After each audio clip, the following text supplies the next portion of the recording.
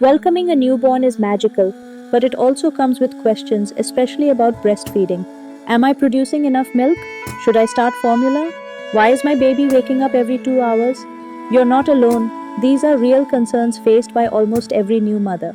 In this video, I will answer the most common doubts new moms have about breastfeeding based on trusted medical guidelines. Whether you're a first time mom or just need some reassurance, this is for you.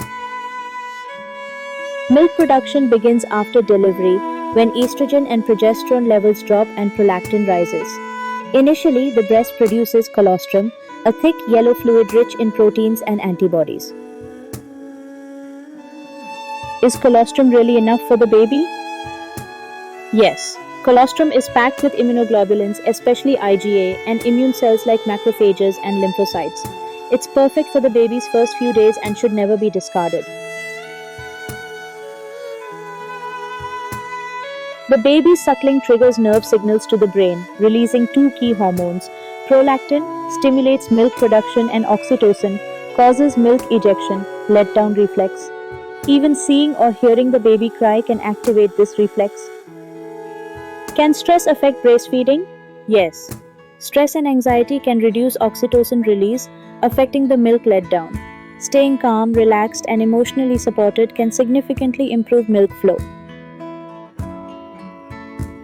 Breast milk contains carbohydrates, fats, and proteins for growth, antibodies and immune cells for protection, DHA, taurine, and sialic acid for brain development. It is almost a complete food, though vitamin D and vitamin K need supplementation. As breast milk lacks enough vitamin K, which is essential for clotting, and vitamin D needed for bone health, vitamin K is given as an injection at birth. 400 international unit per day of vitamin D is recommended for exclusively breastfed infants. Yes, breastfeeding helps the uterus contract.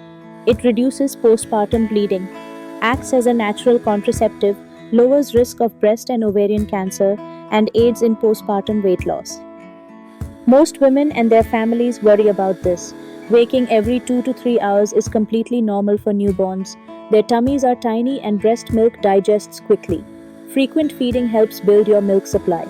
Instead of switching to bottles immediately, try feeding more often or on demand, ensuring proper latch and position, watching for swallowing and satisfaction cues.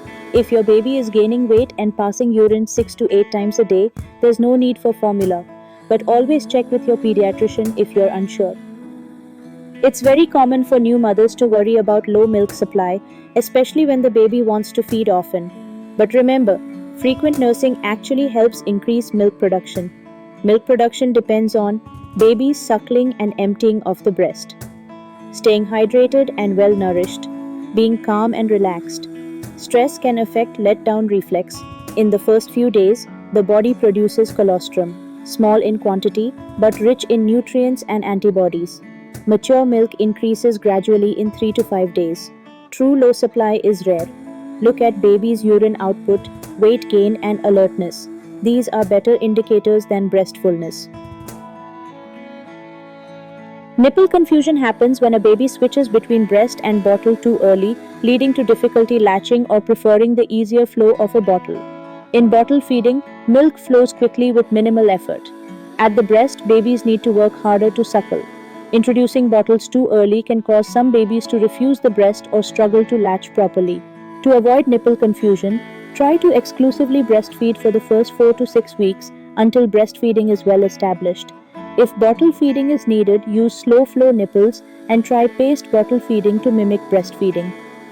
Let's talk about something that's often overlooked: how exhausting exclusive breastfeeding can be, especially for first-time mothers.